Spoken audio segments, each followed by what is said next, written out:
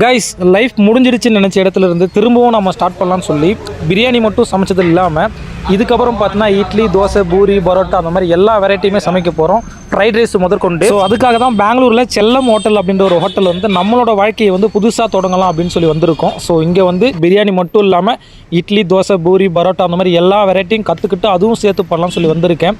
So இதுக்கு முன்னாடி வந்து நம்ம சென்னையில் இருந்தோம், இப்போ வந்து பெங்களூர் இருக்கோம். எந்த லாங்குவேஜுமே தெரியாது, இங்கே யாருமே தெரியாது. இது எல்லாம் தாண்டி நாம் எப்படி இங்கே சர்வை பண்ண போகிறோம், இந்த இடம் நம்மளுக்கு ஓகேவா இருக்குமா, இந்த இடத்துல நம்மளோட பிராண்டை வந்து எஸ்டாப்ளிஷ் பண்ணுறதுக்கு நம்மளால் என்னென்ன முடியுமோ அந்த ஸ்டெப்ஸ் எடுத்து வைக்க போகிறோம். ஒரு வேளையில் தோத்தாலும் சரி ஜெயிச்சாலும் சரி, பட் நம்ம ட்ரை பண்ணோம். ஸோ ரொம்ப நாளாச்சு. அகைன் வந்து நம்மளோட லைஃப் வந்து நம்ம புதுசாக ஸ்டார்ட் பண்ண போகிறோம் ஜீரோலேருந்து, அதுவும் பெங்களூர், எதுவுமே தெரியாத ஒரு இடத்துல. ஸோ என்ன நடக்குதுன்னு நீங்களும் இருந்து பாருங்கள்.